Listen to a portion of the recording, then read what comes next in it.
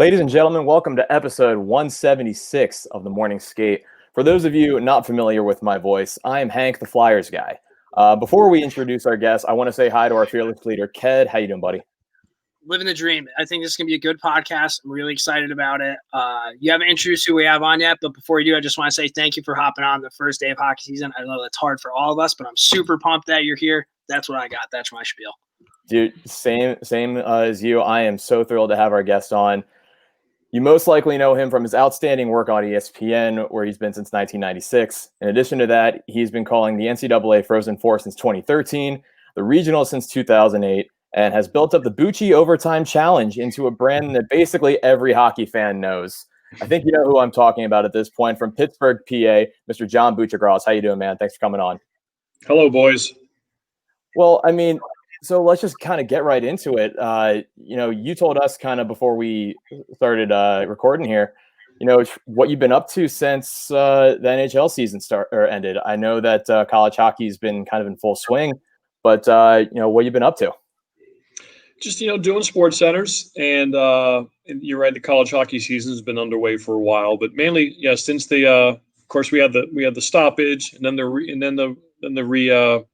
restart, and then the championship. So throughout the whole process, I still did sports center, and so the whole year was somewhat normal for me in that regard. Obviously the calendar's kind of off kilter a little bit.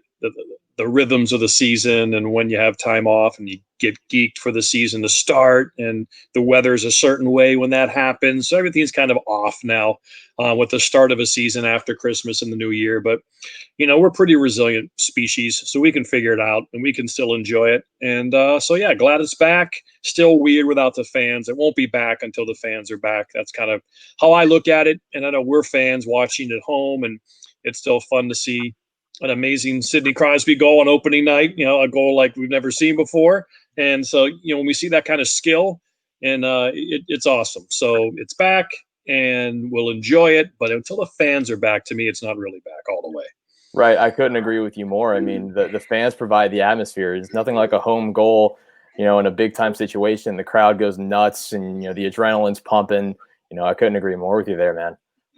Yeah. In college, right? Like college hockey, when you score a goal, those fans, you had the pep band in the stands. Like now, pretty much everybody's tossed on beers, and like I know the NFL is a little bit different, but I'm sure the college players are kind of hurting there when it comes to that.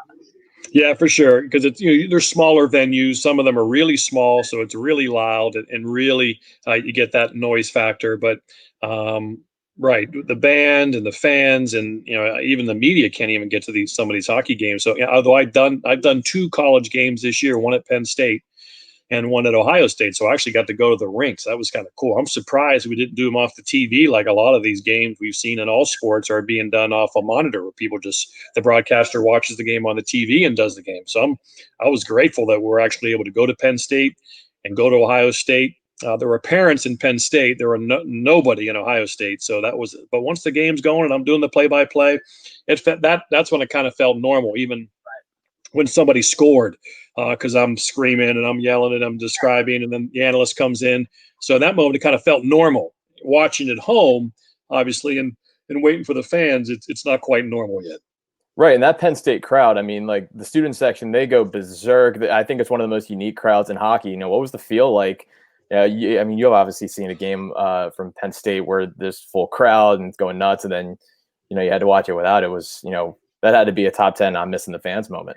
Yeah, for sure, because I was able to do, for some reason we kept going to Penn State early on when we started doing regular season hockey at ESPN. We just only started out a few years ago, and we seem to have 2 Penn State games every year, so that was awesome. The Roar Zone, it's kind of neat because you got half Penguin fans, half Flyer fans. Penn State's right in the middle of Pennsylvania, and so it was always full. So yeah, that was a really neat venue, sold out every game. And so just to be in that place without it was really kind of eerie. But then again, once the game started and it's hockey, and I'm just trying to make sure I get the names and the numbers, and you cram. It's like cramming for a test when you get assigned a game and you try to learn all these new players. Some players you have from the years past, so they kind of stick with you.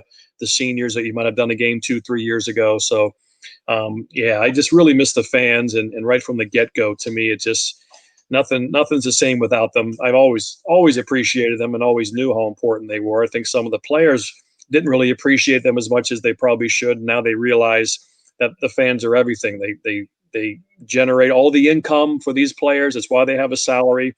It's why they have a life that they have, because of the tickets they buy, the games they watch on TV, and the merchandise they buy. That's why they have the life they have, is because of fans. So maybe in the end, this will help the players really appreciate it. I mean, hockey players tend to be really good to fans anyway, but maybe all of them will go the extra mile now and just maybe make even a better connection than they did in the past. Right. It's almost like one of those, you don't know what you have until it's gone. And Yeah. and then as soon as it's back, it's just going to be, that first home goal with a full stadium is going to hit so different. I really can't wait for that. Yeah, I agree. It's going to be pretty special. Especially, you just think a rookie come in the league. He hasn't played a game with fans like that. That first game with fans for him is probably going to feel like his first game again. And so it's really, you get your first NHL goal, and there's no fans. How much does that suck? Right. It's like, come on, man. Yeah. So there's a lot of stuff like that. That's really weird. But in the end, it's still like these guys. And we saw how competitive they were in the bubble, and they cared, and it was great hockey. And but yeah, you just lack that little extra juice that the fans provide. Right. At the end of the day, hockey's hockey, and if you need fan motivation to play the sport at that high of a level, then you're not playing the right sport. Yeah, it's their job. They're professionals. So like anything, a plumber doesn't need fans to come and fix your toilet. He's going to do a great job. Yeah. He doesn't need. So he's a professional. They're professionals. It's their job. They're playing for the next contract. They're playing for their career statistics. They're playing because they're competitive and they're young and they've been trained that way and wired that way, and they've never had an interruption from that way. So it's a great, and that actually is a pretty good point to bring up, is that it does show their professionalism and how much they care and how much they try, and is their job, and they take it very seriously, and no matter whether it's 16,000 or 0, they're going to play hard. Right. Yeah, couldn't agree more. So hey, I want to kind of get into your early days, and when I say early, I mean early. So you grew up just outside Pittsburgh, but your dad's from the Boston area. Can Yep. you kind of explain to our listeners what it was about the sport and your dad's fandom that made you fall in love with the game? I think, like I said, my dad loves sports. He watched everything. I've often said if my dad was a crack dealer, I'd probably be a crack dealer. I was one of those guys that whatever my dad liked, I was going to like. I was in his hip pocket. And so he played slow pitch softball. He was ultra competitive. He was a really good hitter. He watched every sport on TV, tennis, golf, football. Obviously, football, baseball were his big ones, and hockey. Having grown up in Boston, he would take us to Pittsburgh for a couple of games a year. And there wasn't a lot of hockey on TV when I was a kid. I didn't have cable till I was 14 years old. So it was just, I get a CBS game every once in a while, And so I learned I followed the game really on the radio, because him being in Pittsburgh, and the Bruins were the absolute, they were the absolute team of the NHL, the team of Boston. They were the most popular team in Boston. They won the cup in 1970 and 1972, and they probably should have won 2 more cups in that. So they were the Patriots. When the Patriots had their recent run, they were as popular as the Patriots were. And so he's a young man in his 30s, late 30s, early 40s. Couldn't watch the Bruins on TV, so he listened to every game on the radio. And so I was in his room, and I'd listen to the radio with him, and he would write down who scored the goals. He kept these meticulous stats and this amazing penmanship that none of us have, because they learned how to write, when they were young, when they went to school. When he went to school, kids don't even learn to write it. They don't even write cursive anymore. Yeah. So I just really kind of invented the game in my head, because the radio, when you do that, and you listen on the radio and you kind of invent, and just seem really violent and gothic. To me, it was like really an interesting vibe. I heard this organ playing, and it was like, and the way they describe the arenas, they're like cathedrals or churches. So there's like this gothic, religious, bloody, violent vibe for me. And then occasionally when I'd get a book on hockey at the library, we had a book fair at school, I'd always get a book on hockey, and there'd be like these black and white pictures of guys bleeding, after a fight. And so the thing was just, it was like a freak show to me. And it was, like I said, just this punk rock, crazy mosh pit, violent game that I kind of, like I said, invented in my head. And so I think that's why it became so visceral and so indelible is because I listened to the game on the radio and I kind of invented and I saw what I saw, and my imagery was all kind of, with my deep imagination I've always had and my active mind, I really created a lot of things in there. So it became this really impactful sport as opposed to the other ones, which were on TV. It was a baseball game of the week and a game on, and a football. Football's always been on, college and NFL, since I was a kid, and basketball there'd be a game of the week. But yeah, some about hockey just had this mysterious quality for me. Do you think that like really helped out your career in a sense that like you weren't really able to watch it, so you had to use your imagination to like really kind of dive into what was going on? Like the only time I listen to the radio is if like the Rangers are on and I'm not home, then I'll like turn it on. Like that's my go-to. So do you think that like played a significant role into where you're at today? Yeah, for sure. Using my imagination and learning, and obviously not really having video games weren't really invented until I was post adolescence. I didn't grow up with them. I grew up with those little Coleco games that when I was about 12, 13, 14, they were invented. Basketball, football, hockey. The hockey game was great. I love the hockey game. And so we had those things. But other than that, we had to play. We either played sports or invented sports or wrote about sports. We started a street hockey league in high school in Ohio when I moved to Ohio when I was 11. Still only 50 minutes from Pittsburgh. Always right around the Pittsburgh. My dad was a Sears store manager, so he got transferred about every 8 years, but it was always around the Pittsburgh area. And so we started a street hockey league in high school. We'd play Saturday mornings. We did it all ourselves. We didn't tell any of our coaches because we all played other sports. And I'm playing high school basketball, but I'm sneaking out Saturday morning and playing the street hockey league. If our coaches had any idea, they would have killed us. And but we played. There were 4 teams. We rented out the gym at this parochial league school, Holy Rosary, and we played. It was just 4 teams. We had 2 games a week. Everyone would bring their couple dollars to pay to rent the gym. And so I started to make this newspaper, the hockey news. I just traced the hockey news, that's that old English script, and then I colored in red, and for the, just on notebook paper, just like you had with this stuff right here. And I would cut that off so it looked clean.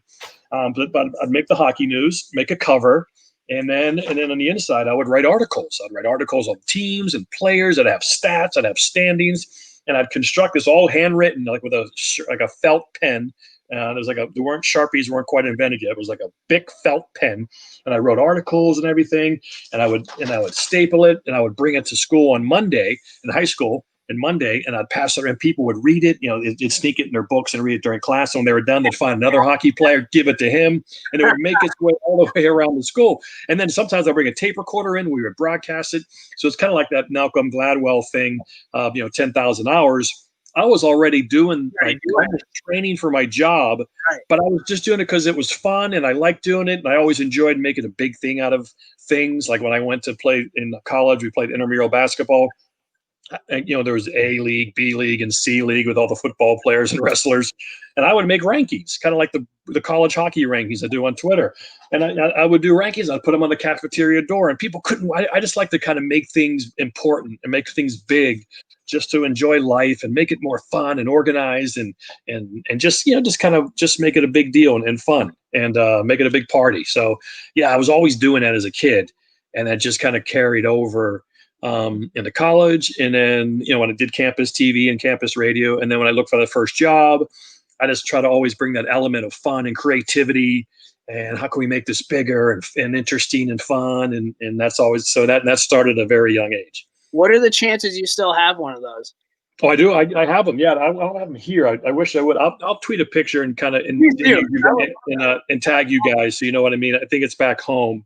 I head back home this weekend, but yeah, I still have like 2 or 3 copies. That's somehow they survived 1982. So you were doing your job before it was your job, and it wasn't even a job to you. Like you were doing it for fun, and what we do with this podcast. It still isn't a job. I get paid to do Sports Center, but I don't get paid to do Twitter. But it's but it's fun. Like I said, and it's bringing people together. It's kind of bringing a community of people together, and to try to make it a little more fun, a little more interesting by adding these little Easter eggs. Nothing huge, nothing massive, but just little fun little things to make it more fun. So when you were looking for that first job, like was ESPN the end goal, or did you kind of think like, hey, I want to do I want to talk about sports for a living. Was that kind of the mindset, or was it always like, I want to be ESPN's hockey guy? Yeah, I like to do a lot of things. So I certainly had, being Bob Costas was probably in my mind. Being a play-by-play guy was in my mind. And, when I graduated and I started entering the field, local sports was a big deal. Like, you could go to Boston and make 600 grand a year to do the 6 and 11 sportscast. Like, it was a big deal, Sorry, Yeah, there wasn't regional sports networks really yet. Like Nesson was just getting going in Boston, but they didn't have a news department. They just did Red Sox games and Bruins games. And so there weren't regional networks. ESPN was obviously growing and getting pretty big. And what happened was local news just decided, you know what, people aren't watching for sports. And they made a huge mistake. And they de-emphasized sports. Sports was getting like 2 minutes at the 11 o'clock news. I remember Boston sports, the 6 o'clock news was an hour long. It was 6 to 7. And sports would get like 12 minutes from 6:32 to 6:44. They did these amazing features on the teams and the players.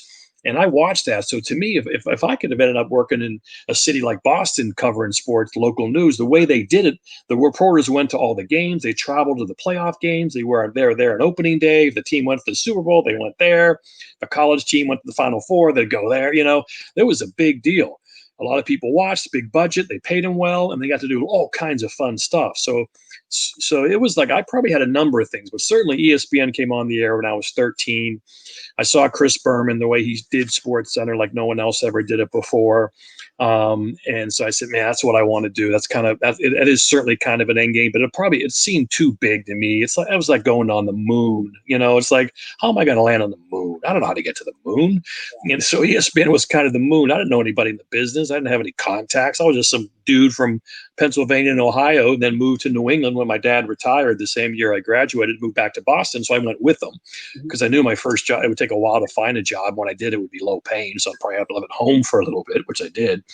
So it's just trying to find that first job. And, but in the back of my mind, I still didn't think I was, even when I applied for ESPN, which was kind of a fluky thing. I didn't think I was really ready to apply for another 3-4 years, but I just did it just to do it. Right. You got to shoot your shot at some point. Yeah. Right? Yeah. Well, I mean, as I said in your intro, like, you've done so well there. And in addition to your normal Sports Center duties, you've built up the Bucci Overtime Challenge to something that is, like I said, something that pretty much every single hockey fan knows. So, like, what made you want to start that? And at what point did you realize, like, hey, this actually has, a lot of potential to be something special? Yeah, it was just a silly game we would play when I used to host NHL Tonight on ESPN2. We would, when the playoffs started, ESPN had all the games, like NBC has now. And so there was by the way, man, I miss those days of like Levy and Thorne. Like when I think hockey growing up, I think like Avalanche, Red Wings, like Levy, Thorne, like Melrose, everybody in the booth. Like those were the glory days. Yeah, it was awesome. And like I said, we lost hockey in 2004. Hope to get it back. This is the last year of the TV package for NBC. I assume bidding probably is starting this month, where networks make their bid, how much they want to spend, how much they want in inventory. And so I assume that announcement will be made soon, in a month or two is my guess, because, next season starts in 10 months. So, I mean, this season just started, but the next one starts in 10 months. So you need to let these networks know, who to hire. They need time to hire and plan. So I think that announcement should come soon. I hope we're involved, but yeah, it was just one night. So I would do NHL Tonight, and we knew our show would follow the playoff game. So it went to overtime. It's like, oh boy, I guess we're not going on now. Now we wait till the game ends. That could be any time. So as a way to pass the time, me, Melrose, and Ferraro, I said, hey, let's just throw $1 on the set. Let's pick one guy each team. If he scores, you take the other $2, put in your pocket, start the show. Yeah. If someone scores, no one picked, just take your buck, put it back in your own pocket. Let's start the show. But so just kind of a fun way to do little low income, low wage gambling on the set. So that we lost hockey in 2004, and then got on Twitter about 2009 or 10. And then I remember one day I was I went to a Bruin game, a playoff game on my own.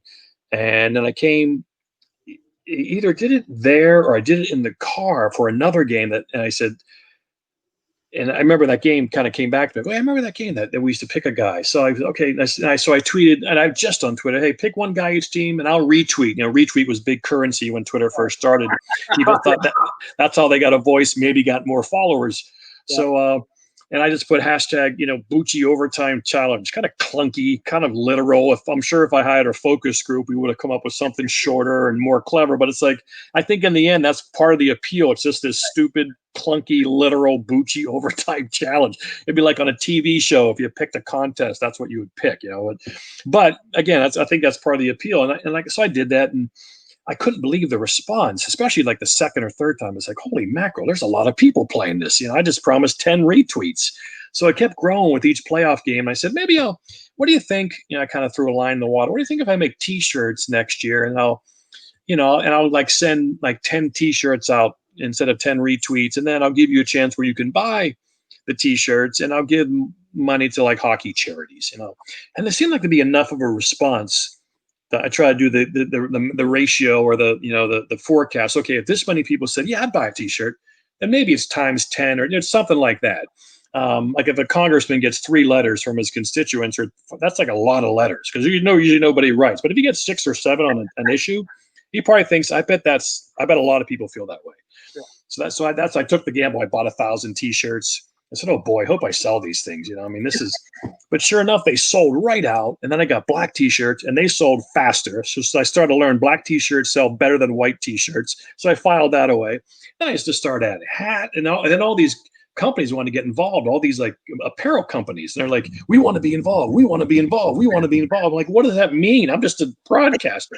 I wear makeup and talk about sports on TV. I have no idea what I'm doing.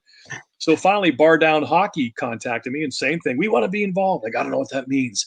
So they did this mock up of a hat, the original Bucci Overtime Challenge hat. I go, that's perfect. People will buy that. Yeah. So at least like he came with something. Like you got to just can't say we want to be involved. You got to give me a pitch, because without me even know that someone needed to give a pitch or what a pitch was, he just did it. Perfect. So now that I do stuff with them a lot, and that's when it really grew apparel wise, and I've given away like $250,000 to charities since I started. I kind of wish I just kept all the money and paid off my mortgage, but a promise is a promise. And so you got to do it. And then the college hockey hashtag thing started just as, just a little talking Boston accent with Scott Van Pelt at work, watching the Miracle movie, Coxie, why do you play college hockey? Coxie, isn't it obvious for the girls? Yeah. So I was like college hockey. So that just became they keep kind of college hockey a little bit of a brand. Just a fun thing, not a big deal, kind of dumb when it's all said and done, but just kind of gives it a little brand, and I'm waving the pom-poms. And so, and that's what they both have kind of become. Now they're kind of combined on my Bucci OT website. And it's just been kind of fun to have another muscle, have a little business, and try to come up with products people like. And my high school buddy designed the logo, and which is fun to connect with him, P.D. Potenzini from back in Steubenville. And so he does that. And so it's been really rewarding to connect with fans and to have little fun games like that on Twitter. Yeah, I bet. I mean, I've entered it countless times. I did get it right once, and you never picked me. I'm still a little upset at you for that. But that's the problem. When I first did it, people thought everyone won a T-shirt. I go, do you realize 400 people picked Eric Lindros? Like, you're not the only one. I would go bankrupt in postage if everybody won a T-shirt. So I think they get it now. Of all the winners, I picked 10. And the first thing is to get in the pool, and then you hope. So you got to win twice. You got to pick the right guy, and you got to get lucky that you're actually picked. So it's been fun.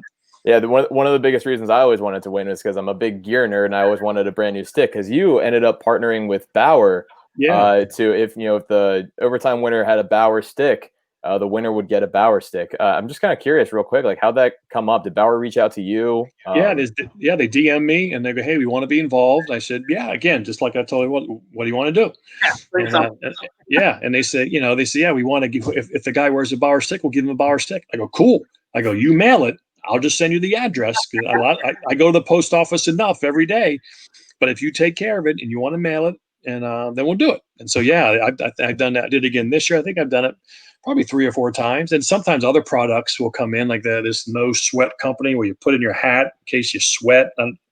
They gave me like a couple hundred of those, and I would throw those in for the winners. And so sometimes another product will come along. They want that I can throw in. So I'll send the Bucci T-shirt. Then I'll throw this, some other things in there as well.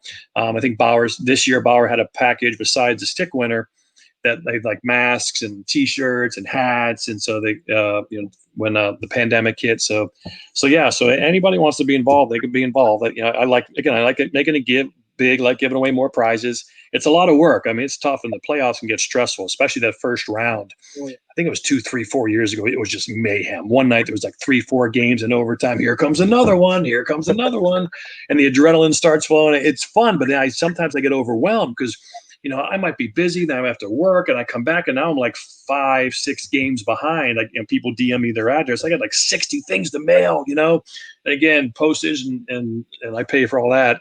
So, but it's it's tough at times and stressful. But I'm trying to figure out ways maybe to grow in the future, especially if gambling becomes legal in more states, and maybe play for 99 cents. And have cash prizes, and try to make it bigger, and try to use the college hockey Bucci brand to create something in the media world on my own to try out. So I'm kind of floating things around in my head. Like I said, like I always have since I was a little kid, my mind's kind of always racing to do things, have fun, be creative, and see what, and dream big, think big, and see what you can do. Well, it's definitely part of the fabric of hockey, because like literally anytime there's an overtime game, like the first thought's like, okay, overtime challenge. Like half. Well, it's so funny because it always trends, So I'll go to trends, and like the number one trend will be Snoop Dogg is high in L.A. Number two is Bucci overtime challenge. Number 3, what is Rihanna wearing tonight? It's like, it's so funny. It's right in the middle of these like pop culture, and there's the Bucci overtime challenge. Like it makes me laugh every time. It's always surrounded by, Gucci Mane or Rihanna or Snoop Dogg or, whatever. And there's our fun little hockey game, just kind of wedged in between of all these like mega billionaire superstars. It makes me laugh every time. And did you ever see that coming? No, like nothing about my life I've ever seen coming. I'd never thought I'd end up working next to Chris Berman, and next one cubicle over, when I was 13 years old, and turning the sound down on television and broadcasting hockey games and baseball games on my tape recorder, and then playing it back and listening. And it's just I played golf with Wayne Gretzky and Ray Bork. It's like, how is this happening? I was once on the tour bus of Disturbed. Get hammered drinking Jägermeister and Red Bull. It's like, how did this happen in Columbus, Ohio? Here I am on the tour bus with Disturbed. And, but their drummer, Mike Wenger, was a big Blackhawk fan. And I used to write a hockey column for 15 years on ESPN.com. And I would do articles with, I wrote like 10, I can't believe, I look back at some of these columns, I can't believe how much I wrote. Was I on meth? I mean, I couldn't write this much now to save my life. Yeah. I was like, holy mackerel, I want that energy back again. But I would write these musicians who love hockey. I would contact them and write, and it would be part of my column. I'd just have an opening salvo, top 5 MVPs, Adam Duritz of Counting Crows, interview with him, or Mike Rangrim of Disturbed, and any musician hockey fan, and then answered, emails at the end. And I just loved it. It was fun, but it was a lot of hard work, late nights, and you get kind of burned out over a while. I'd like to eventually write again in the future some way, but it's been an amazing life. Nothing I do is really planned. It just kind of happens accidentally. One of my favorite quotes when I was in college was, I'm like a guy who walks down the street, stumbles over something, looks down to pick it up, and it's exactly what I want. It's like just kind of how my life, I just kind of wait. I kind of just keep walking down the road and wait till I stumble over something, and that's it. That's what I'm going to do, and it kind of happens. I've been real lucky that way so far. That's a phenomenal mindset. What was your first like oh shit moment? Like, oh man, I'm here. Like I kind of made it. Like, do you remember your first time you're like? Whew. I remember that I never been overwhelmed. I've always been very comfortable, never really nervous. Certainly the first Sports Center I did was Stuart Scott in Grammy night 1997. I was hired in October of 96. Finally got to do my first Sports Center in February. And so I was excited that day. It was a 1 a.m. and we did it. And then, that's the last Sports Center. So it's 1 to 2 a.m. And then you fix any little mistakes you make, because that used to run all day until like 11 a.m. or noon. It would run all the way till noon. Watch that. Watch cartoons. Like I right. gear it up in the Sports Center, man. Yeah, the programming, like the afternoon programming, that didn't really start till like 2009, 2008, something like that. We started doing morning sports centers and afternoon sports centers. So you were on all day. You're on for like 12 hours in a row.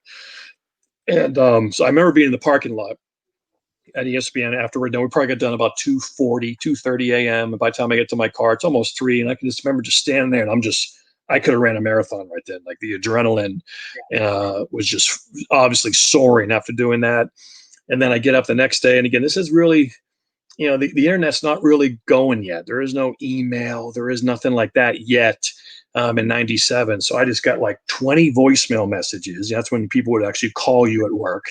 And it was just so cool to hear from people that I hadn't heard from since college, And I thought that wasn't that long ago at that time. It was 8 years. So it seems, but that's still a big amount of time back then. That's 1/4 of my life, 1/3 of my life back then, So it was pretty, and that was the coolest part, is hearing from people, college people. Yeah, my college professor put it on in this big, cafeteria, and there I was, because I gave him a heads up, I'm doing Sports Center tomorrow night, and so that was the most fun part, making your parents proud, having your friends back home tell you, man, of all the people that we went to college and high school with, you're the one guy who's doing what he said he was going to do.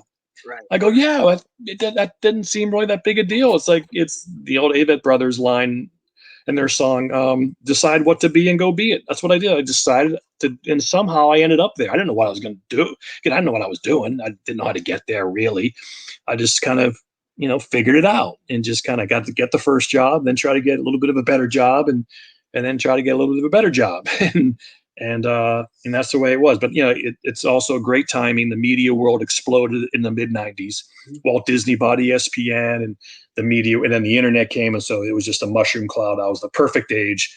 I was 30 years old when I was hired. I was experienced, but I was cheap, so I was the perfect combination. And so it was a great way to get in the door. And then it's just been a long, slow, journey up. Didn't really get a regular Sports Center shift for about 13 years to like 2009. I just did a little bit of everything, and then kind of hit my ground, running in the last decade, and kind of, found my footing there, and done well. And I was able to do play-by-play. They let me do that. And they said, hey, I want to be the voice of the Frozen Four. And they said, okay. I said, really? Okay. I would have asked earlier. Yeah. Sometimes you just got to ask in life, and you never know, they might say yes. And that's always been kind of one of my weaknesses, is I tend not to feel like I'm good enough or I deserve to ask for something. And so things always tend to come late for me. I'm a bit of a late bloomer in every way. And so things get delayed, but that's okay. That's part of my personality that I accept. I don't push. I've never had one meeting with any superior at ESPN in 24 years about, can I get more run, or what do I got to do? I just wait for the schedule to come out, and I do it. And I wait the next schedule to come up, and I do it. And if they told me tomorrow you're going to go do this and not going to do the 11 o'clock Sports Center, I say, okay. And so that's just kind of that's kind of my style, and it's worked for me. And again, maybe it's held me back. Maybe I could have made more money. Maybe I could have had some different assignments. But overall, I got no complaints. Yeah, I'd say it's worked. I mean, everyone kind of knows you as the voice of college hockey, which actually kind of brings me into my next question. I mean, we here at the Morning Skate, we're big club hockey advocates. Number of us have played club, myself included. Right. One thing that I've seen you say multiple times is club hockey is college hockey. It's one of my favorite lines from you. That's not always the case for club sports, but it always seems to be for hockey. What do you think it is about club hockey that sets it apart from other club sports? Well, I think people realize, there's only 60 D1 teams. There's no D2 teams. And I don't know how many D3 teams there are, but maybe 30. I don't know. There can't be many. So they know that there's way more good players than there are teams. There's way more good coaches than there are teams to coach. And so, these kids, if just something would have happened, whether a break or being picked on an A team when they were 13, maybe they get a little better competition, or there's so many little things. Same with my job. And there's probably 400 men and women who could have done Sports Center who are my age, but I just happened to be the person there to get the job and kind of stuck around, So it could have happened for a lot of people. So it's a thin margin of error or margin of success. And so I think they see that a lot of these players are really good hockey players. They love the game as much as as much as Ray Bork does, or as much as Sidney Crosby does, and they're as dedicated and they love the game. And I think people in hockey, that's what's cool about hockey, is whether it's a fan or a player or a broadcaster, they really respect you. Like that was one of the most touching things for me when I got to ESPN and did NHL Tonight, working with Ray Ferraro. He scored 408 career goals, and I would give my opinion or my assessment of a player, or almost a scouting report, and he would like really respect my opinion. Like he would almost, and sometimes I would change his opinion. I was like, wow, that's like, there was no arrogance about my talking about hockey or my opinion on a player or my assessment of a power play. Like, why in a 5-on-3, why isn't the power play, the point man should be behind the net? That's always been my big thing. Like 5-on-3, the guy, he should be behind the net. Then everyone's looking at him. Why make it easy and be 50 feet from the net where they can just look? And so that was always one of my things, was they should start every 5-on-3 behind the net and go 2-2 that way. Boom, boom, make the passes from behind, and the goalie's doing this, and everyone's, I think it'd be much more effective. And so he always gave me that respect. And Barry Melrose the same way. It's like, that's really cool. Like everyone knows in hockey that a lot of us could be GMs, a lot of us could be scouts, a lot of us could be coaches. And if we were, with a little more talent or a lot more talent, we could be a player. We know how to play hockey. We know how, it's just faster, explosiveness, whatever, fast twitch. So that's what's cool. I really sense a sense of respect from everyone in hockey to everyone else in hockey in terms of knowledge. There's no arrogance or stuff like that. Right. Yeah. It's funny. I couldn't tell you how many times that, I said like, oh yeah, I play college hockey. And then they were like, oh, cool. What division? I'm like, club. And I'm feeling embarrassed saying that, but like, no, you shouldn't. It's because they don't understand how legit club hockey is. It's an actual, it might as well just be actual college hockey. Hank, you went too far into that, dude. When people ask you, you just gotta say that you're on the hockey team. Just don't say anything else. That's Well, see, that's what I said. I play hockey. I play hocky at Siena. That's what I do. One, so people are like, you play hockey here? I'd be like, yeah. So they just thought I was a Division I player. I'll ride that. Oh yeah, go with it. No one at Muhlenberg College knew it was club for a while, so that's what I went with for a while. It was outside of school there that I clarified it was club. Yeah, well, look at Arizona State. Arizona State was a club hockey team playing Division I schools, and same with Penn State. Guy Godowski coached the club hockey team, and then it was a combination of both, and then they slowly made. But their roots are a club hockey team. And it's just they're not very far in terms of talent. Because again, that first year, some club hockey kids went on to play varsity for the first year, then less. And then obviously the recruits start coming in, but they're connected. They're definitely brothers. Yeah, absolutely. And now look at Arizona State. They got Lemieux's kid and Johnny Walker's a stud. Yep. It's unbelievable, unreal growth. Speaking of Johnny Walker, actually, I haven't been keeping tabs on him other than seeing some incredible highlights he's put up so far. Where does he stand in the Hobie Baker race? And if he's not anywhere, what's the Hobie Baker race looking like right now? Yeah, it's so hard because of scheduling, and with the World Juniors, and Alex Newhook was gone for so long, and so it's really going to come down to what guy's lucky enough to play a decent amount of games, and and obviously have a great year, and the team does well. So it's going to be Jordan Kawaguchi of North Dakota will probably be tough to beat because he was a finalist last year, and he has a big point streak this year. And North Dakota might finish number one in the regular season. So he would probably be right there amongst the big favorites because, again, he was a Final Three, came back for his senior year, which Hobie Baker voters love. They really want these kids to be student athletes and certainly get a degree and kind of have the mindset of Hobie Baker, who's just an absolute stud, athlete and war hero and student and just good looking and athletic and just had a great presence. That's kind of like, that's the ideal for the Hobie Baker winner. And as many of those boxes they can check. So they like when kids come back. And but certainly if a freshman rips it up like Jack Eichel, they got to get the award. And but right now it's so tough because we don't know how many games people are going to play. It'll be difficult like anything. But I'm on the committee. This will be my third year on the committee, which is kind of cool. I get a vote and everything, which is neat. And so we'll look at everything and try to find, how you make that balance. Well, this team played 20, but this team played 13, kind of like the Heisman Trophy, you give it to the guy who only played 6 or 7 games, but if he was that much better, he might have won. But in the end, the guy that won probably should have won. So that's I'm sure the Hobie Baker will be about the same way. We got to wait and see what happens these next 2 months and how many games are getting in. Right, absolutely. And do you think that's going to impact the final team standings and who gets into the playoffs and who doesn't, and ultimately the Final Four? Yeah, it'll be tough to come up because there's no pairwise. Usually, college hockey is very simple. They use a computer system basically with a couple of human rankings, and no one complains. Even though sometimes I think, actually, I think that team 1920s actually should be in the top 16. But everyone accepts the pairwise as what it is. Whatever the computer comes up with, the top 16 are in. And this year, obviously, there is no pairwise because they're playing different games and conference only schedule, so it's hard. But I think that's why I thought, if anything, this would be the year to do something where maybe invite everybody in, just everyone who's still playing, and just have the conferences whittle them down maybe to 4 teams, and then have 4 teams a conference. Of course, the ECAC only has 4 teams, so maybe get down to 2 teams each conference or something. Just figure out a way, maybe do that, something like that, or invite a whole bunch of teams and play 2-on-3 within the conference to get down to a Final Four if they don't want to travel for regionals and deal with that. Just get down to 4 teams within all these conferences without too much travel, and then have the Frozen Four, hopefully in Pittsburgh. And I don't know if we could possibly, Pennsylvania's had a few instances. Steelers and Eagles have had fans at football games. Of course, those are outdoors. I'm not sure if by early April if we'll be ready to have a couple thousand hockey fans. My guess is no, but it would be nice. But so maybe we just somehow try to get the 4 teams and then just send them to Pittsburgh. Or do you have the NCAA tournament over 2 weeks in Pittsburgh?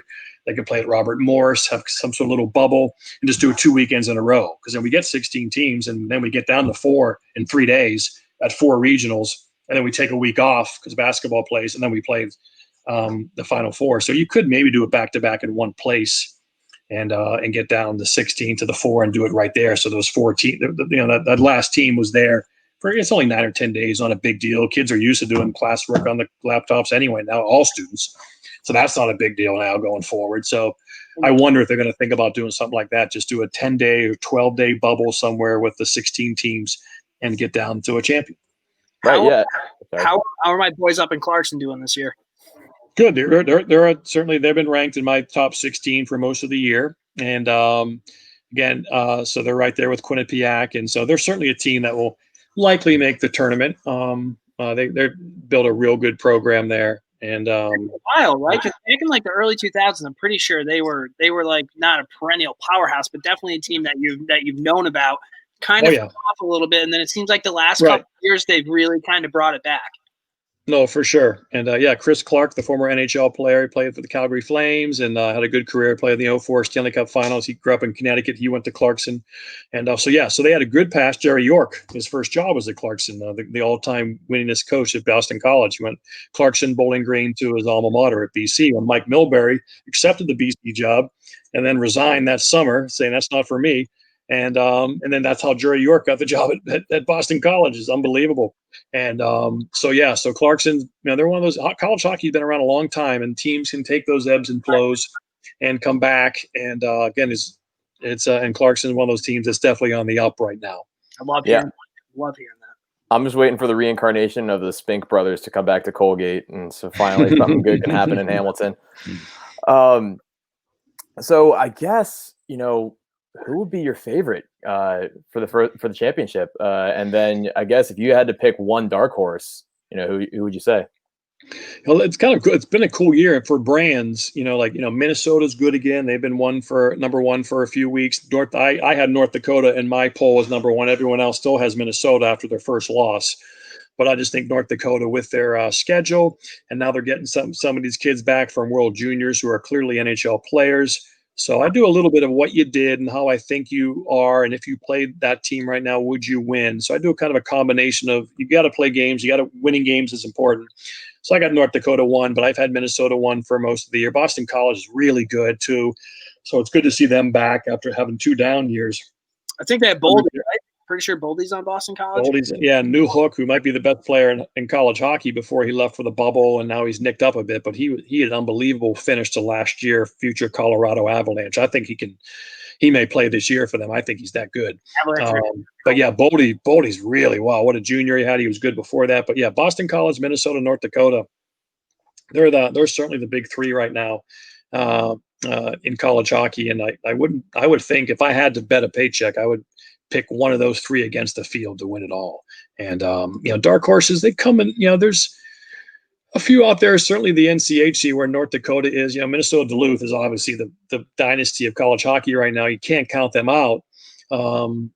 And that conference is so good. Nebraska, Omaha's having a nice little year, and they're beating some big teams. And UMass is back again. This had Kel McCarr, and what a job Greg Carville's doing. And UMass is a really good team. So, like I said, college hockey is deep. Like I said, there's more good coaches than there are teams. So every team is really well coached. And I'm hoping the sport can grow in the future and add to the future, because I think we have the playing pool and the coaching pool to grow the game out west, and Stanford and UCLA and Washington. I think the Pac-12 is a great fit for hockey. College hockey, the athletes are great students. They get great GPAs. They're normally the highest GPAs amongst the athletic department. So I think that fits at a place like Stanford. And, Washington, where Seattle is now, the Kraken, it's always good to kind of piggyback up. I know UNLV wants to get a D1 team in the worst way.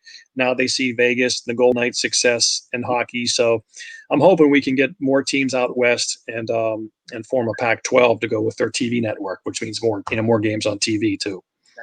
Yeah, that'd be awesome. And hopefully we could see kind of Canadian junior and college hockey kind of be on level playing fields. It always kind of feels like college hockey is inferior to juniors, and it might be in some people's opinion, but just to see that growth and, maybe try to attract more of those Canadian players to bring it up to an equal playing field. That'd be awesome to see. Yeah. I mean, they're two different sports really, because, college hockey is an older sport. You get 20 to 24-year-olds, and, obviously Canadian juniors a lot younger. They play more games. College is a great place for late bloomers, great place you can work out all week in the gym, then play 2 games Friday and Saturday, normally with very minimal travel except for the NCHC. But, playing Hockey East, you're home, they're 20-minute bus rides, 30-minute bus rides, 45-minute bus rides, some same city. So it's a great way to grow and work on your skill as opposed to junior, where it's kind of like getting ready for a long season. But I think that's one way college hockey can become more like that, is if they have more teams, they could play more games, have a road trip out west. Again, with the way we've all done work and the way the students have done their schoolwork, you could go out west for 2 weeks and play 10 games out there. Now look at Arizona State. They're playing a full schedule this year. Every game's a road game. And that they're playing all these Big Ten teams, and so obviously they're doing all their schoolwork on their laptop, and they're getting it done. Now, obviously, it's not the best way to learn. Everyone wants to be in the classroom. They know that's in college, but you certainly could take 2 weeks and go take a big road trip, and you could even, while you're doing that, you can actually do educational things. You could visit places. You can visit, museums and historical places, and kind of build in the learning with the hockey, and maybe play more games. There's a lot you could do. Like I said, I'm up for trying new stuff. Doesn't work, then don't do it again anymore. But you can always try stuff. Do you think that kind of mental grind can potentially get more players ready to play in the NHL? I think at that age, trying to balance schoolwork and balance a little bit of a social life and growing up as an adult and making decisions, especially surrounding whether it be alcohol that you deal with when you go to college, or women, or whatever, all these decisions you want to, you make, and you grow as a person, as a man. And you meet I met great professors where I went to college, and it's just that overall, kind of liberal arts educational theme that we've kind of lost a little bit with people focusing on one thing. So I'm a big believer in college, in those 4 years, learning how to adapt, meeting people from different backgrounds, a lot of times internationally, especially some of these universities, learning about different cultures. I think it's a great way to spend 4 years, or at least 2 or 3. And I always want these college kids to, the one and done. You really hardly ever leave too late. It's usually too early. So I always root for these kids to go at least do 2 years of college, and then go to the NHL if you're ready. Unless you completely dominate, then it's time to go. But that's very rare. So I think it's a great overall experience. I think it's better than junior hockey from that experience. But there's probably always a number of people where junior hockey is just better for them to do than college would be. So I think they both are. I think they're different. They can serve 2 different constituencies, and they're both good.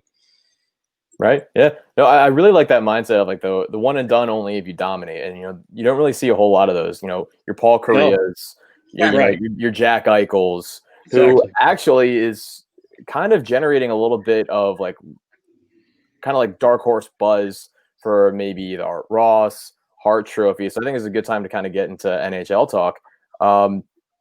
If you had to pick your boldest prediction for the 2020 NHL season, what do you think it is? I don't think it's real bold, but I think the Rangers will make the playoffs. Go! You just made Ked very happy. Love that. And the Penguins won't. So that'd probably be my bold. That'd be my bold prediction. I think they're ready.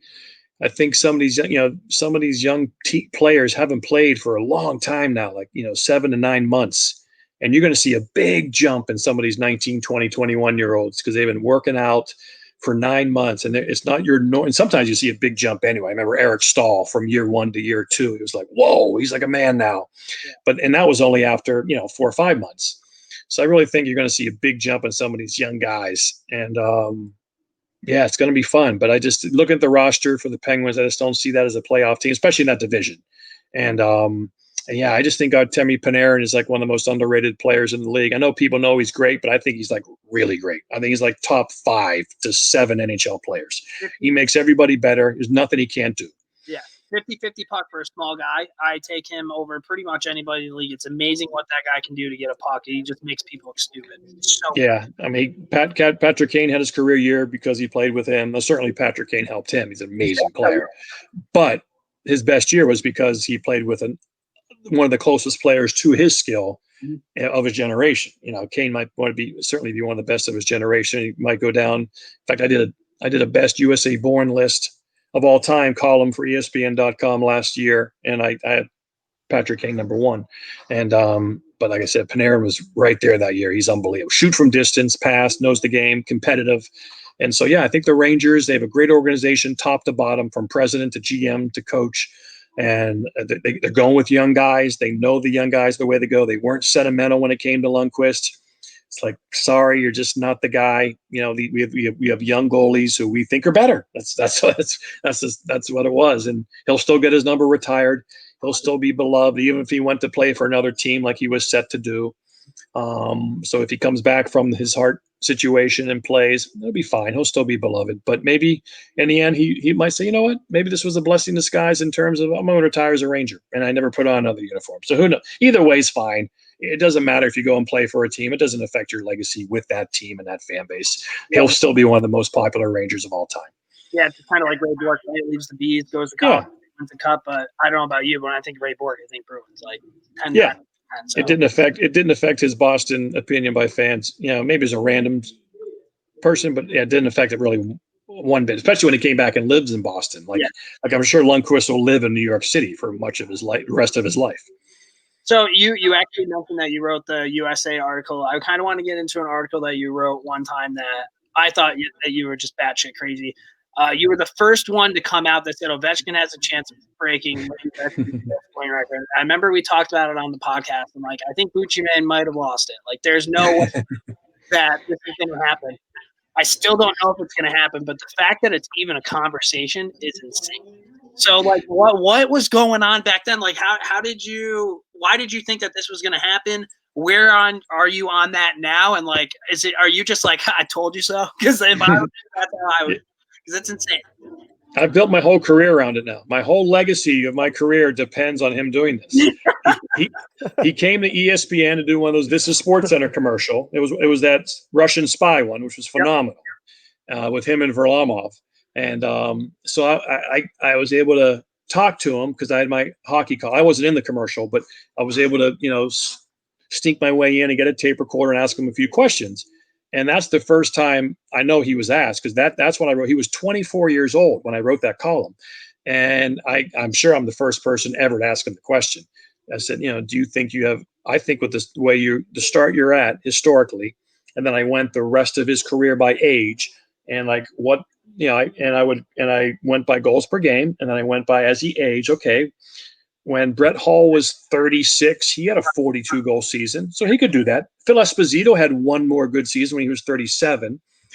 And so I just kind of did those historical comparisons, knowing how much players worked out, knowing his genetics with an athletic mom, athletic dad, seeing him in person walking around and just being a bull. Yeah. And then even at one point I went to pick up his bag or something that he brought. just because he was walking somewhere else. He goes, no, I got that. Like it really showed like a humility. Like he was like, no, I'll carry that. So just all those factors. And then, so you look at it now, it's not, I update it on Twitter, all the time. He's really only has to average like 34 goals a year until he's 40 to break it. I mean, again, like I said, and that's all. So, and he's scoring goals at a 60 goal clip still. Yeah. As of last year. Now he's missed about a season because of the lockout, because of the pandemic. He probably pushes back, but I think he's gonna. I think he can. And Jaromir Jagr played till he was 44, 45. Ovechkin's going to play for a long time. He's just wired that way. He's a tank.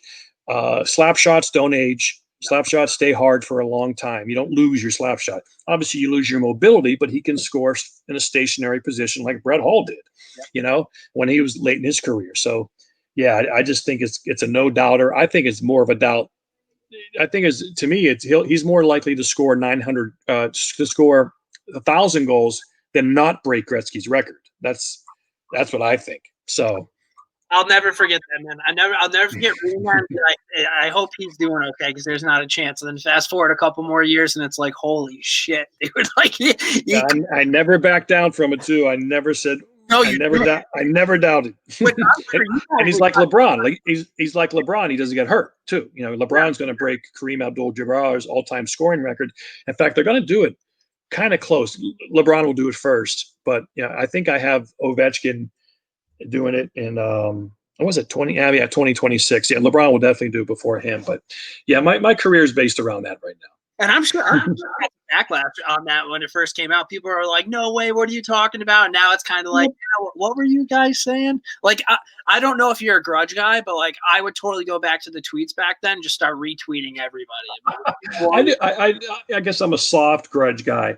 I'm trying to think. Okay, so here it is. So assuming a 60 game this season, this was December 1st, my latest tweet. So actually we're going to have a 56 season. So I was close. It's a 56 game season. I said, assuming a 60 game season this year, that's 35 games missed due to the pandemic, or 2.5 months, or about 20 goals. So January 15th, 2026 was my projected record breaking date. So I updated to either April 7th, 2026, or he'll run out of games in regular season. And he'll do it the following October 18th, 2026. So that's when I have him breaking the record. 2026, either April or October. Wow. So we got a ways to go. I got something hysterical for you. So I knew January 15th, 2026 rang a bell in my head because I think when you first tweeted out your prediction that it was going to be January 15th, 2026, I was so bored doing whatever I was doing. I marked that day on my calendar. On your phone? You went ahead on your phone? I swear to God. Yeah, I did. I marked that on my calendar. I think I was ready to like tweet you, 5 years from now saying like, you were right, or you were wrong. Bucci, yeah. I respect the hell out of that, man. Like that took some cojones to do, especially when you're talking about the great one. Like, how people get because people hate change and people hate questioning all-time greats. Like that took some balls, dude. And like, and the hockey, I don't know if you've been on hockey Twitter. Obviously, you have. Hockey Twitter is not really the most understanding platform. No, but my skin's really thick.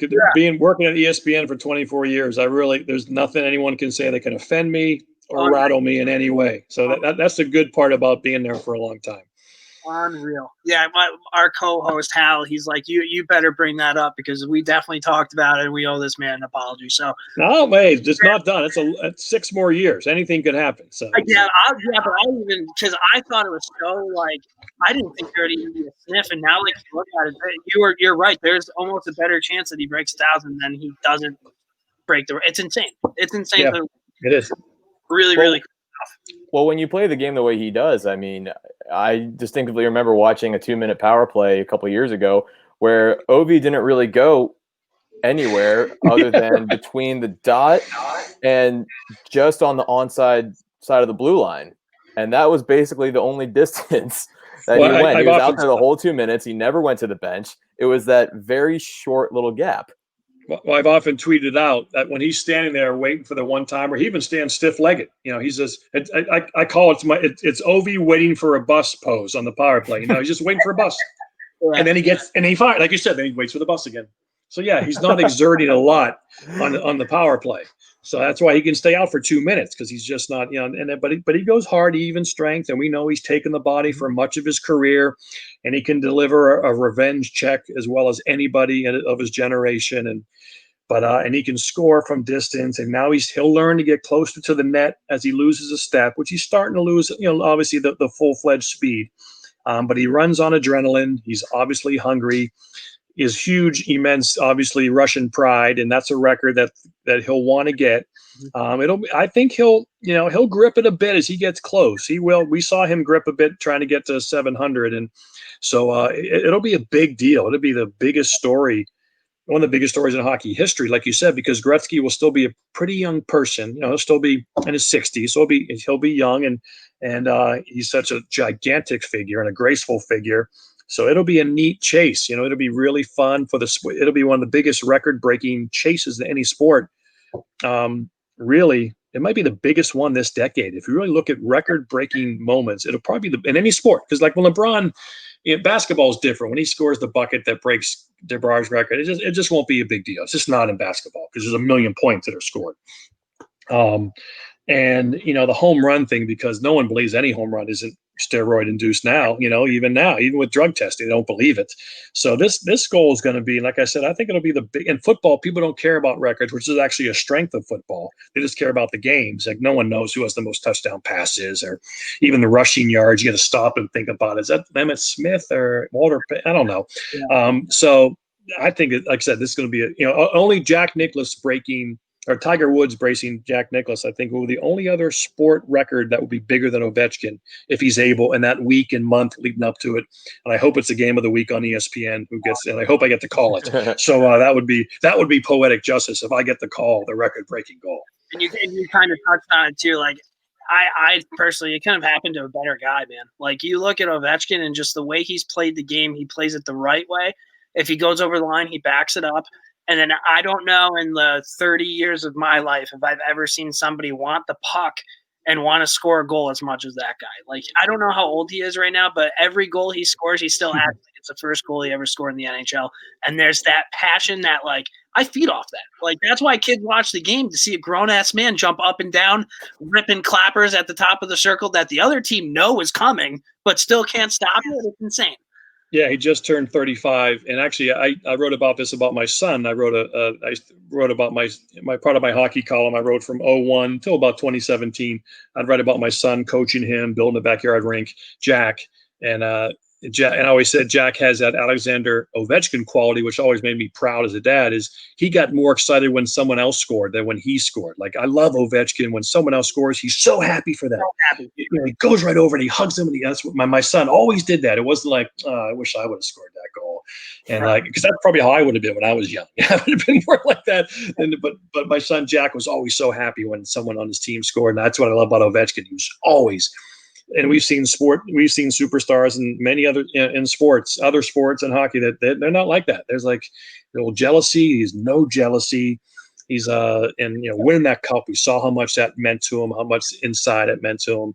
How cool is that, Bucci? Him jumping off the boards with his helmet off, like I did it. I finally did it. Like little moments like that just make me so happy. And that honestly think that's why hockey's easily my favorite sport, because it's just that passion, man. It's just like that want to win, and just the happiness of, like, he's a 35-year-old kid playing the best sport in the world, and he doesn't care what you think, and I love it. Yeah, because it just had, like I said, these guys start when they're 5, 6, and there's never not been a hockey season. So like they had this momentum, so they're still kids until they retire. They're not really ever going to grow up until they really retire. And so and then because it's an extent, and that's what happens with us who play high school hockey or growing up playing hockey or other sports. Once we stop playing and go work for a couple of years, then it's just different after that. You lose that. Maybe there's a chance I can make the show if I just a couple things go my way, So these kids, they are little kids because they have yet to been.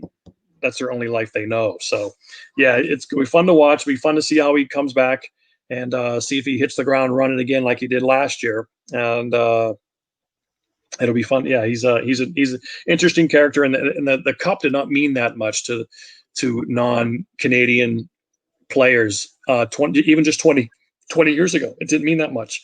They didn't get paid in the playoffs. They wouldn't mind losing and going back home.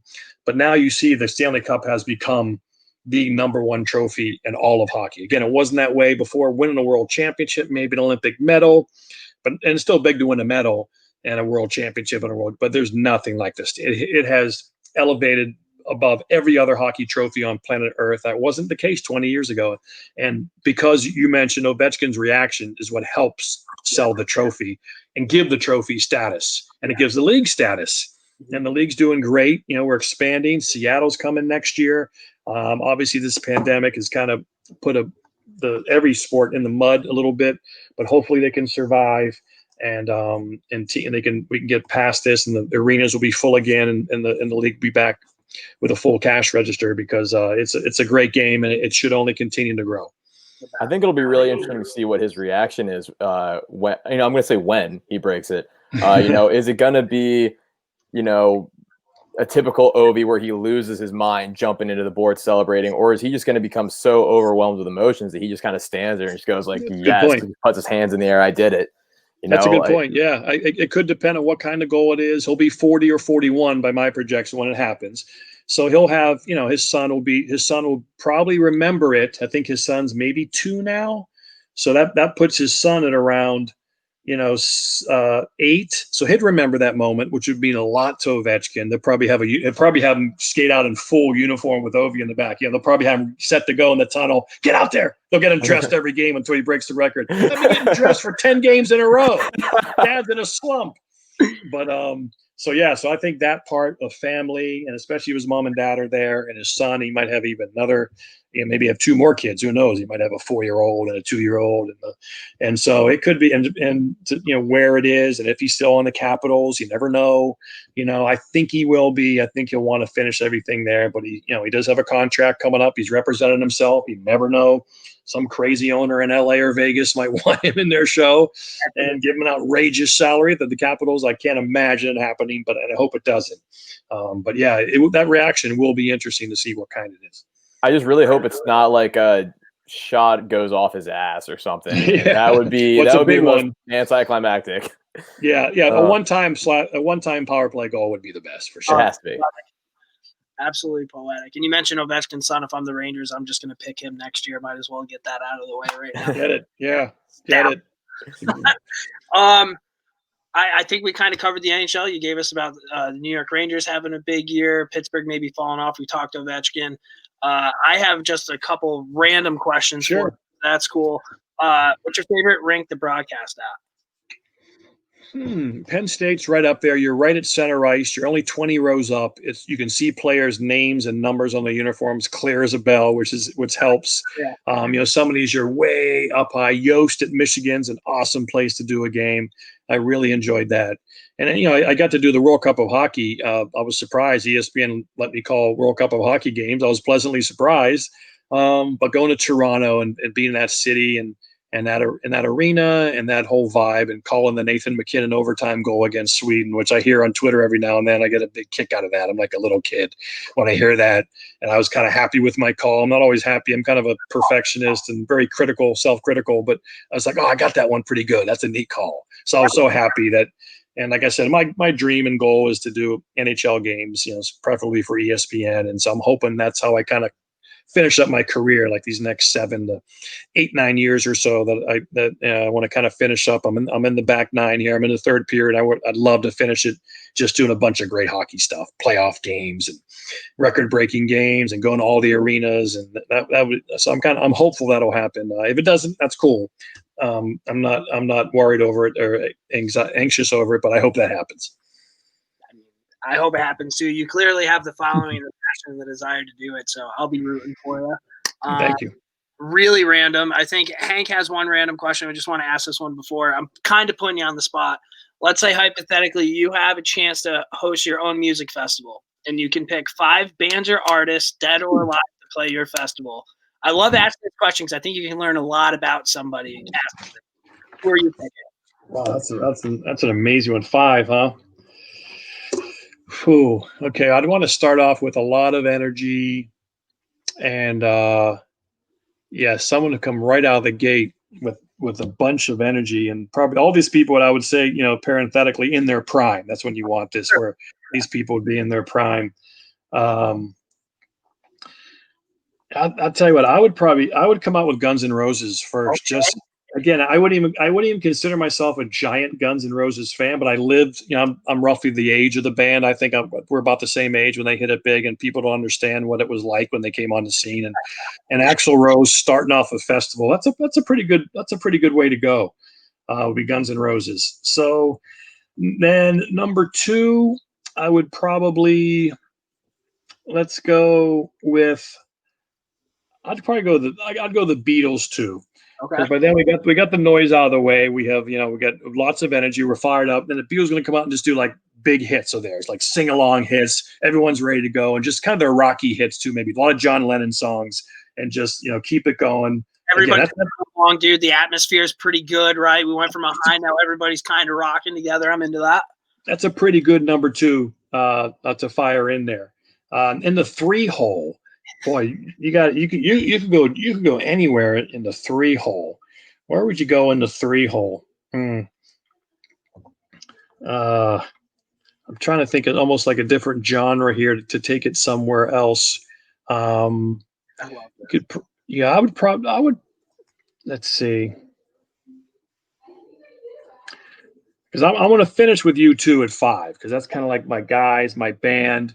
And for me, just to kind of, because he's a great preacher, he can really make it kind of like a big sway, kind of those big sway moment where some of those songs and Sunday Buddy Sunday and some of those big anthems, I'll probably go out with them and then bring everybody else back on the thing for one big song, Yeah. But I need a 3 and the 4. Maybe you guys can help me. What do you think would be a good slot? A couple of slots in there. You nailed it with U2 closing that out, because they're closing. Like you close a show with U2 and you're gonna remember where you're at. I'm weird, man. I like country music. I love me some Kenny Chesney. That's the kind of guy, I like Kenny Chesney. Vibe, Sonny. I love some Fleetwood Mac. Oh, I love some Fleetwood Mac. I have a golden retriever puppy. I named her Stevie after Stevie Nicks. This little thing. Nice. Maybe Gucci Man. Maybe you could go out there with Gucci. That's what I was waiting to hear. That's a little hardcore, To tell you Blink 182 in their prime at number 3, they're just fun. Just like 6 great songs from Blink right in the middle, just to go crazy and just have fun. And they're fast, they're quick, they're uncomplicated. Mm-hmm. That's pretty cool. So I'll go Blink out. How many people put Blink 182 after the Beatles on their list? You got to think not a lot. Yeah, probably. Yeah, not a lot. And number 4, geez, I'm trying to think of just an amazing performer. I wouldn't mind having George Michael and Queen come out and do some of their amazing songs. Because I think I thought about it, I think George Michael might be the greatest male vocalist of all time. Like, I really do. His range and all the songs he did, I think he would be the best karaoke singer of all time, because he can do any cover and make it better. So he's pretty. But yeah, that whole Live Aid vibe, with U2 and with who else? With I think the who's amazing. Yeah, boy, that's a tough question. Next time, give me a heads up so I can think about it for 4 weeks, because I can't make a decision unless I have 4 weeks like that to think about it. That's still a kick-ass concert, though. I respect that. Yeah, I'd go to it. Yeah, 100%. Yeah, I think so. I think we could sell some tickets for that. Yeah, I think so. We'll get on that. We'll get our biz dev guy on it. Yeah. Mm-hmm. And then Hank, I think you got one last question. I actually have 2, and I'll try to knock them out. I'll try to knock them out real quick. Ked, I sent you a little bit of media here for it. If you could throw that up on the screen. Oh, good call. I forgot that we had that. I love this. Here we go. Can they make it in time to get a shot? Rao, blocked, rebound, pole shot, score! Justin Hall, I think he beat the buzzer. Of course, we'll take a look at this. I remember that call very well, and I remember it very well because I got to hear it for the first time when I woke up the next morning, because I had to go to bed maybe 30 seconds before hearing that call. Would you say that is one of your most memorable calls, if not which? You mentioned the Nathan McKinnon goal earlier. What would you say would be your most memorable call?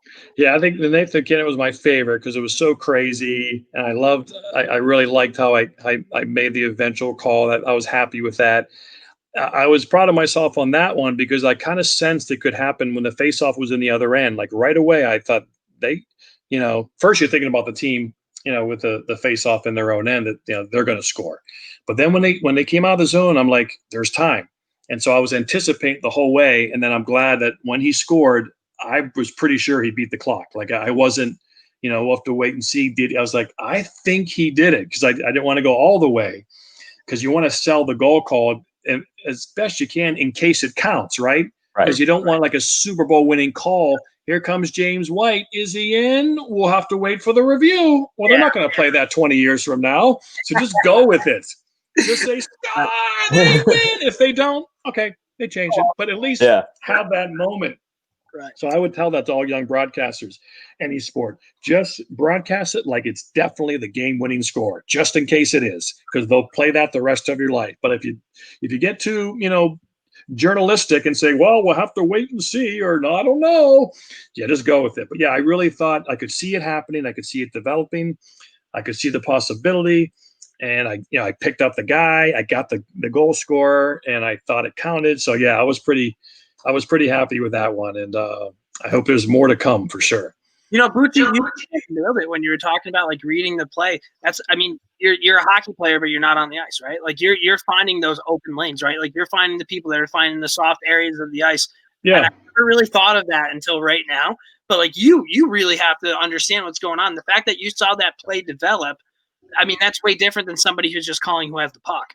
Yeah, I mean, because I think that's one of my strengths. I don't think I have a great voice, so I need to make up with that by like understanding play, understanding flow, seeing possibility. In fact, at the Frozen Four a couple years ago in Buffalo, the game was in overtime. UMass was playing Denver, and the puck was in the Denver end, and UMass was kind of cycling, and Barry was trying to get some quick. Analysts don't want to talk over a goal. They hate. They don't want to do that, and it doesn't offend me. I don't really. It's fine, but they don't want to do it. So Barry was talking. He goes, "What do you think, Colby?" Colby Cohen was between the benches. And so Colby started to kind of take Barry's point to go on. And at that point, the puck's behind the net. And and I can sense that this guy's going to ring it around the boards to the left point.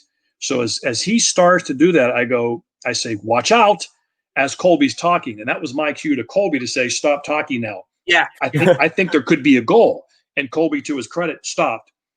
And then the shot was taken and scored for the overtime winning goal.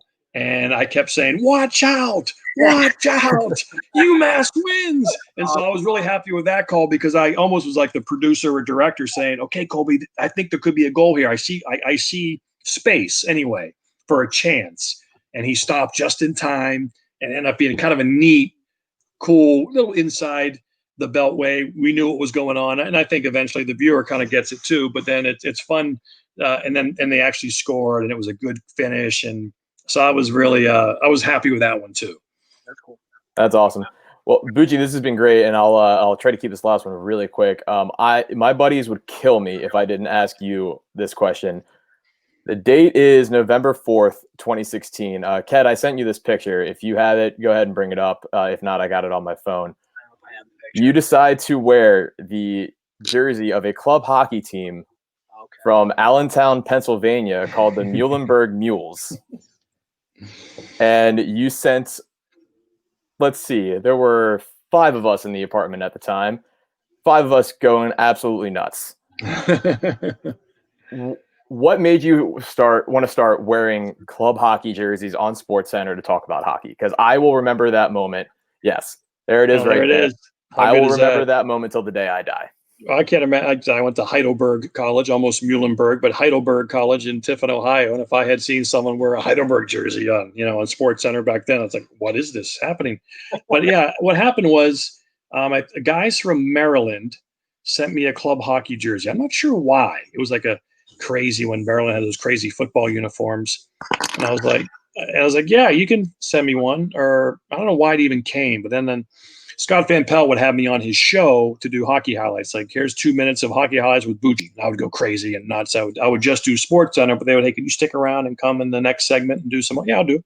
So I knew ahead of time, but I was thinking, maybe I'll take that Maryland jersey they mailed me, and I'll wear it during my segment because Scott went to Maryland.